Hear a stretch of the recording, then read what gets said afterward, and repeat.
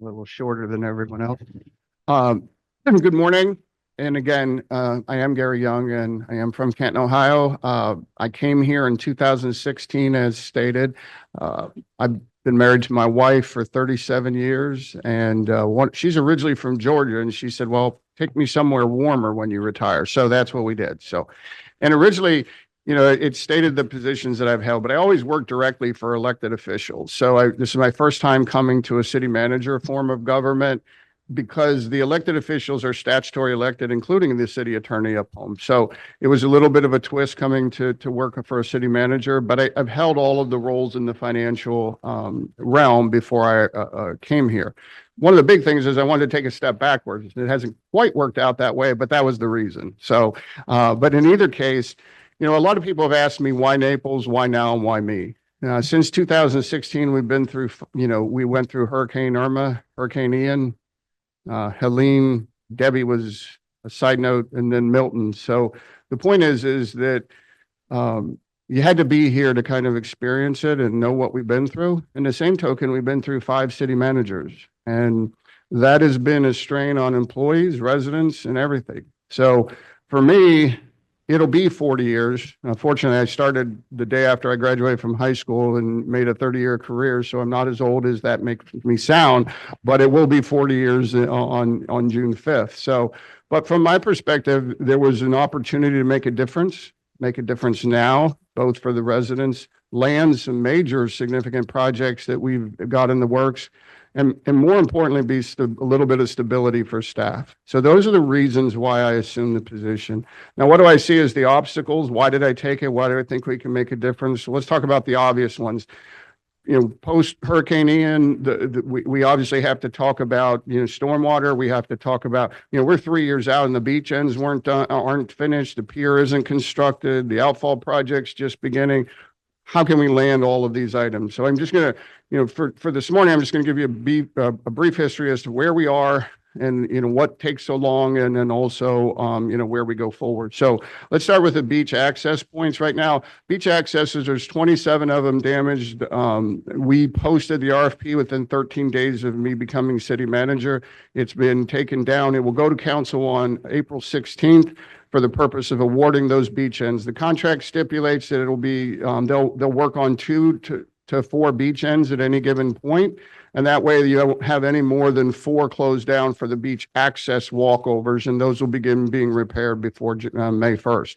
The other item is we also have 5 beach ends, including 17th and 3rd, that are the biggest areas where we have to also replace the seawall. Those are set to go to council on May 7th. And those will begin, and those 2, 17th and 3rd, will be the first 2. They must start them immediately. So at any given point within the next 35 days, we'll have 6 beach ends being worked on at any given point. So that is well underway.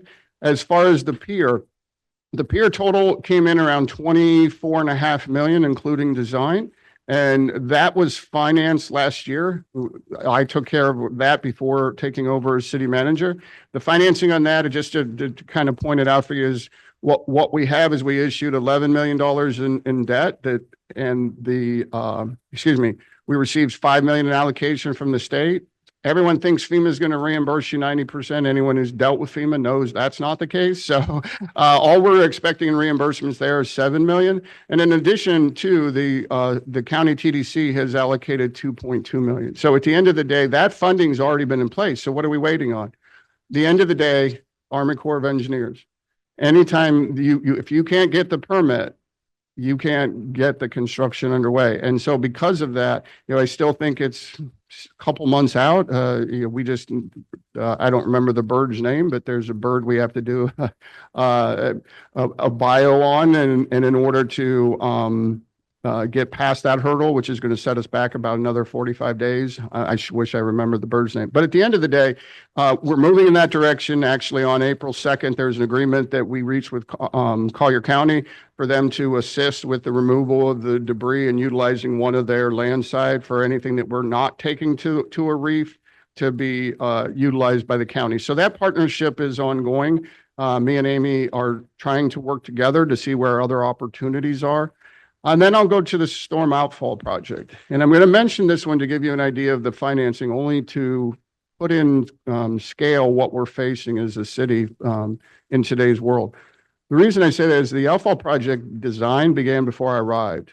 And it's taken 9 years to design. It originally started at 25 million, then it went to 32 million, and then it ended up being over $100 million. To get it done, we utilized 13 million, excuse me, of county sales tax money for that specific purpose. In addition, we received 45 million from the state in allocations for that outfall project. We used all ARP funds, which is about 2.5 million. And then we had to raise stormwater rates 40% to generate 27 million and to be able to issue 27 million in bonds to cobble together $100 million. So the reason I point that out is when you say, why did I take it? If we don't have a horizon to deal with this long-term stormwater and infrastructure needs, we're in trouble because we didn't get here overnight. And so from my perspective, we did a basin assessment that the engineers indicated it would cost 590 million. Well, the same engineers believe it would cost, not the exact same company, but my history as an accountant is if an engineer says it's 500 million, it's probably a $1 billion. So that's my perspective on that. So from my perspective is we did the basin assessment, and on June 25th, that's the date we're supposed to get the prioritization of the basin assessment. And we've got to begin funding and planning for the next beach outfall project this year, because this isn't going to get designed overnight. It's not going to get funded overnight. But what I will say to you is that if we don't create a horizon for how we're going to fund these projects, we'll have no funds to leverage against federal and state dollars. And it's going to require some hard decisions as both a council and probably as the electorate. And what I mean by that is, think about it, to raise $27 million in bonds, I had to increase rates 40% in a stormwater, that we could be facing $1 billion.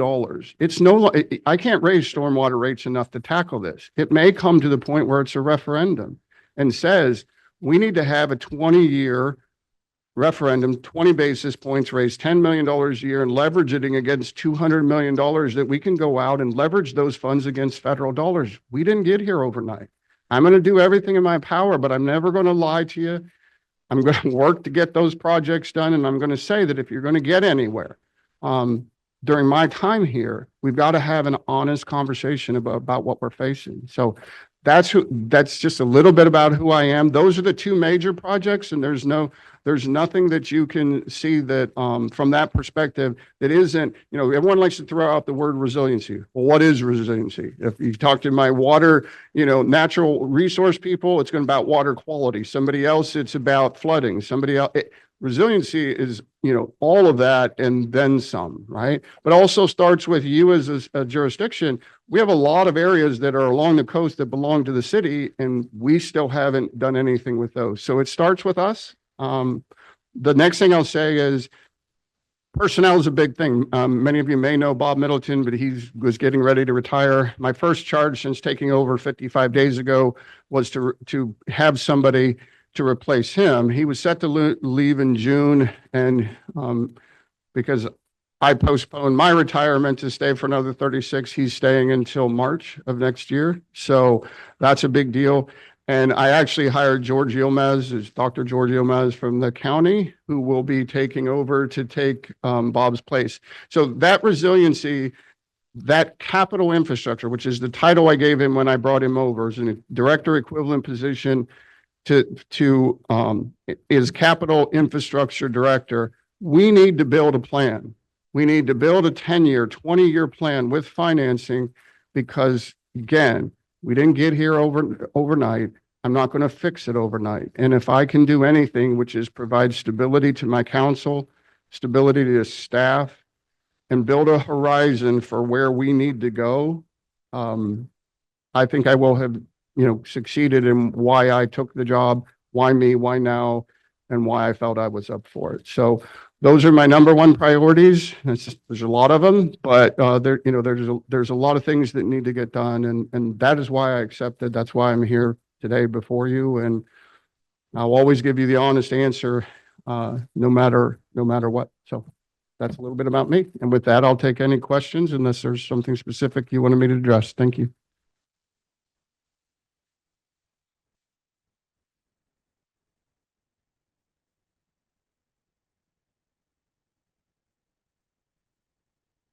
time frame to complete it? So it'll be 4 months for demolition of the pier, and that it's expected to take 18 to 24 months for total construction. So if you assume, and again, that assumes no breaks because of turtles or anything, there's environmental issues that can stop or delay it, but that is the expected plan is 18 to 24 months, 4 months for demolition, and then the rest is for construction. Any update on the Naples Depot opening back up? I have no information for that, but I will look into it but I haven't heard anything in my time having taken this over, but I will look into that for you, sir. I was just hoping you could touch on infrastructure by way of roads, and for our population seems to be moving a little bit east.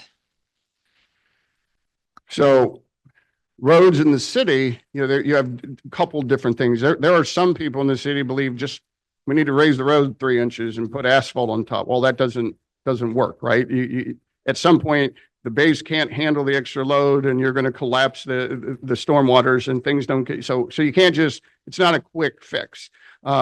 Now, as far as the people moving east, there's a little bit of people moving east, and we've all seen the housing number of units that are for sale right now and how long they're staying on. It's also people moving east, and it's also them building east much greater. So the roads are a huge issue. The problem is there's only the internal roads are the ones that we control. So like 2 weeks ago, we had the FDOT come to council and talk about when they're going to do 41 and that improvement. Well, that's now been pushed to 2029 for them to do their stormwater improvements. And so we have to take care and redo the road from 4 Points to Golden Gate. That is the plan now. That's been pushed to 2029. So from the road perspective, you have the county infusion, and then you have the migration east. The roads I don't see as the feeder roads getting much better. Now, interestingly enough, most of the people within the border, they are using all the back roads and they know the neighborhoods and how to get around. But when you look at it and you evaluate it based on we've had our counters and different system things out there. Most of the road infrastructure is all of the ones that are just passing through, and all of the ones coming in and out. But those, unfortunately, most of them aren't within the jurisdiction of the city. We can try to impress upon them. We need them to get done. Actually, I think if you've driven 41 in the last month, they've patched a couple nice places right by in terms of at least it's better than spilling your coffee every time you go up and down it, but right there by the mall, and then across the street, south of that, there's a couple, and there's a couple more we've got on their radar and trying to do as much as we can with them. But it's unrealistic that they're not going to put pavement on top or just repave the whole thing, then turn around, tear it up in 2029. So we just have to, stay on them, try to get them, done, them to patch the things that need repair as quickly as possible. But it's a give and take, and we both know that. So, all right. I think I understand the stormwater outflow project. Could you maybe dumb it down for me so I could explain it to somebody that might potentially be affected by it in the city, just in the simplest of terms, to help me understand it better? Sure. So at the moment we have a gravity-based system, as you know, and has the outfall pipes that goes only so far out of the beach into the waterway, and they're above the water. So this entire project is to lay pipe all the way, bore underground out into the Gulf I don't remember the number of feet that it's out there, but to push it much farther out into the Gulf. And then it is a pump-based system to pump the water out. Okay. So now if you have storm surge, you're going to have the flooding and water. I mean, we all know water seeks its own level. You're not going to get it out when that storm surge is coming in. But what it's supposed to do is the outfall pipe pumps when the water begins to recede, to pump it out and get it out of there much faster. And so that's really the design of it. Now, the big thing about that is the pump stations and the generators and all of that. I mean, in addition to the underground work, but those pump stations is the biggest factor in the cost of those. So that's really what it's going to be. Gravity-based systems in this environment with the amount of water we're getting into the systems right now is not the best way to handle it. But again, that's what the engineers are saying, right? And so I'm an accountant, so I can add 1 and 1 and know what that is. Engineers say that this is the only way to do it, but this will be. We have other pump stations, but not to this size, this capacity, and this volume. And so this is going to be a test case as much as it is. It's going to improve it. There's no question it's going to improve it compared to gravity-based, but whether or not it performs the way they hope that it does, that's still yet to be seen. Gary, while we wait for our members to think up some more questions for you, I did have 2 topics that I hope that you could touch on. First, you're an incredibly modest man, but could you please talk to us about the contracts that you just renewed with the fire and police officers, because public safety is definitely something that we think about here at NAPOR. Sure. Yeah, the contracts that we've been working on, those, I guess what I could tell you is give you a little history lesson first. So 2008 is when the economy went bad. And then there was cuts and we all experienced it. I wasn't here yet, but everybody did. And it was no different here.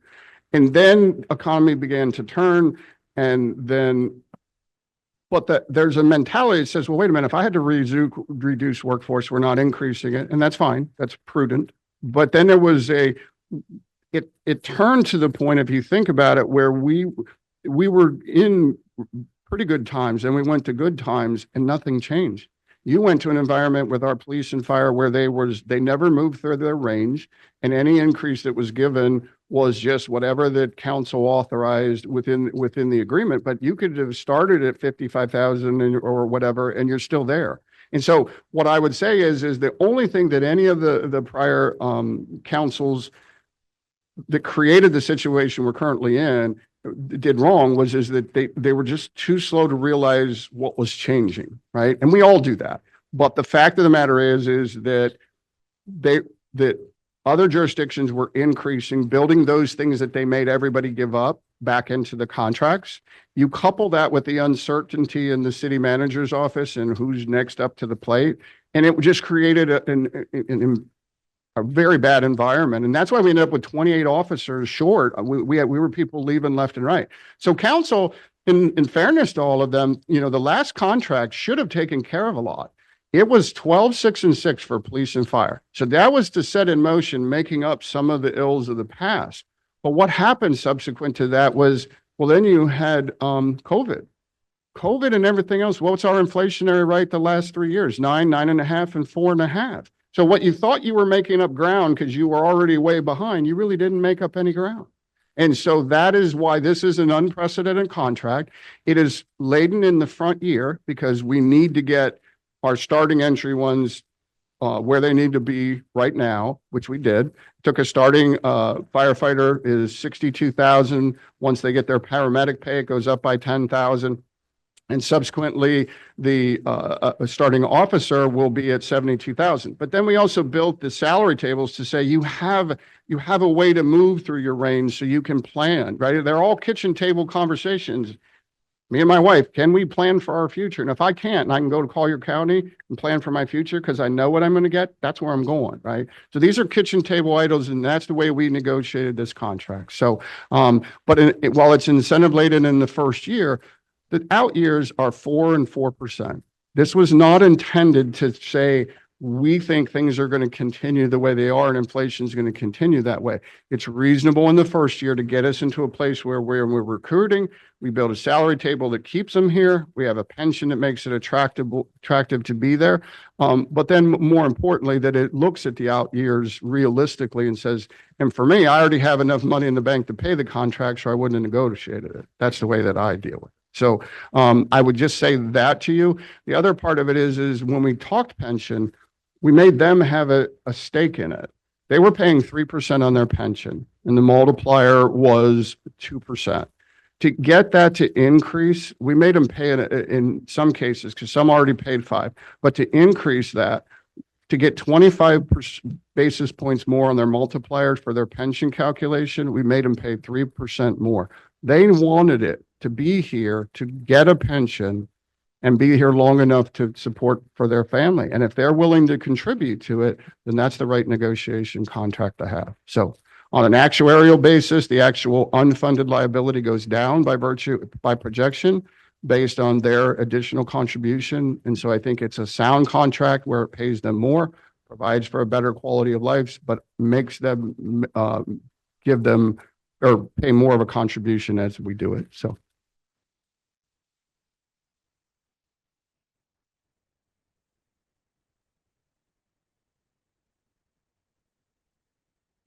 The county aspect, could you review the Naples Airport, pro and con? I've been doing this Someone was for gonna go 40 there. years. Yeah, I've been doing this for 40 years, so I'm not going to answer that. What I will say is this: there are diverse reasons why the airport is here, and you have benefits.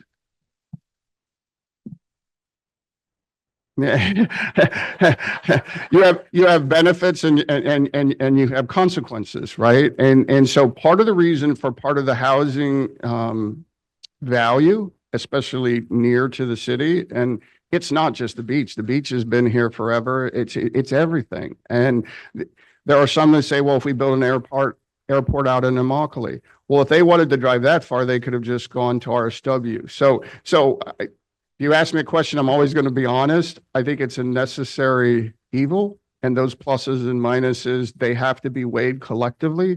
And I don't think it's going anywhere. B, from an economic certainty perspective, for the values of the homes that we see in the immediate community, we don't want it to go anywhere. Now, that's me as an accountant telling you that it is the reality of what I believe to be true. So I hope I answered that with a little tact. Know your room, right? Is Naples unique in the flood problems that it has, or are most of the waterfront communities facing the same problems? Yeah. We're not unique. It's interesting. You know, one of the former deputy city manager and I, we worked together for years. Dana Souza is in Sanibel. So we still have breakfast once a month and talk about it. So obviously anything that you've seen occurring, we're not unique. But I don't know the state of their infrastructure, but what I do know here is the state of ours. We have a lot of work to do. So I don't think anything is unique about the flooding we've experienced in the last 3 years. It's collectively across the coast in places that probably didn't even have to worry about it before. Again, we never had to worry about it, I don't think. I think we were always cognizant of it, but it wasn't pushed in our face, for lack of a better expression. But I think we are now. And so what I would say is the flooding isn't unique. The state of our infrastructure, what I know is we can't handle that flooding, and we've got to do something expeditiously to try to get a plan in place. It's not going to happen overnight, but getting a plan in place so we have somewhere we're working towards is what the critical part of it is. So.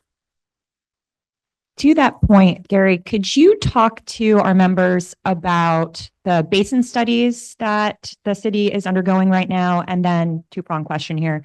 Also, the anticipated updates to the comprehensive plan. We know that you have, as a city, has hired a third-party consultant. Could you talk to us a little bit about those things? Sure. Yeah, the basin assessment, and I touched on it a little bit. The next phase is the prioritization of it, which is underway right now. I think that was adopted in January, and we're supposed to have the results in June. Now, we have that is to set the priorities by a professional's recommendation. These are the areas you should focus on, and here's the cost benefit analysis, meaning it should be, and from my perspective, that cost benefit analysis shouldn't be just dollars or cents, but how many people's being impacted by this repair at the same time. So those are and that'll be discussed at council, and they can set those priorities.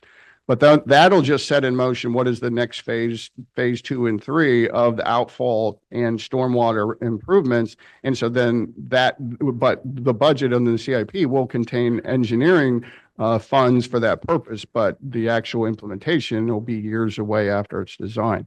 As far as the comprehensive plan is a requirement every 10 years, and it's an opportunity to look at both what was done before, any changes you've tried to implement, and do you want to have code changes either affecting how you look at the next 10-year horizon for the city. Now, I think that part of that, the process will be, they'll be in what I call discovery with the firm that was internal discovery and in workshops. And then there'll be at least 9 opportunities where it's advertised to have people come out to the community, give their input. There'll be surveys that are sent out. And that's an opportunity to say, okay, is the Naples charm, is that still what is the number one priority, right? And is the height and all of those things that are spelled out in the charter. This is an opportunity for the community and the PAB and city council to impact it for the future as to what the city's going to look like. So this is an important period of time. Now, I will say there's some pending legislation at the state level that may preempt the city making some changes on code. That's still very fluid at the moment. But and assuming no changes are made, then I think, and again, I hate to use the buzzword resiliency, but there is a component to that where it spells out certain things that, what does that mean, right? It also means, and including what the level of service is. And so let's talk about that for just a moment. From the perspective of the comp plan and resiliency, it says that you should be able to handle the streets, the stormwater, public safety. And so when I enveloped and talked about maybe a potential of a referendum, I talked about public safety because our police department floods, right? And so you've got to be able to deliver services. So all of these things, including the quantity, number of parks that you want to have, what the purposes of those parks are, this is an opportunity to define all of those things. And so there's much work to be done. It'll be in the internal phase and internal meetings until, I believe, September. And then there is a 5-month window all through season to 5 or 6 month window through season next year to get that input. So it's not just done in the summer months when everyone's not around. So that's the time frame for that. And then that information would be extracted and come back. But it's about an 18-month process to get through this entire thing. So call to action to any of our members that may live in the city and do business in the city, right? You own property in the city, to respond to those surveys once you get them. Absolutely, because and you've seen it. Council likes to say this is what happened. This is what the comp plan said. It's contradictory to it, or not. And that's when they like to go back in time and revisit things. And so the point is, what comes out of the comp plan should have meaning, but it is only as good as the participation that you put in it. And you want to be an equal stakeholder as members of council and staff. I can assure you of that. Thank you, Gary. Last question from me. I've fielded a couple of questions about the recent increase in building fees. Could you walk us through that, what those fees are can be used for? And if there aren't any other questions, then we'll wrap up. Thank you. Sure. Both planning and building, the most recent resolution, I'm not going to get into individual ones. Some were to hopefully encourage compliance when you have to go out and have repeated inspections and do different things.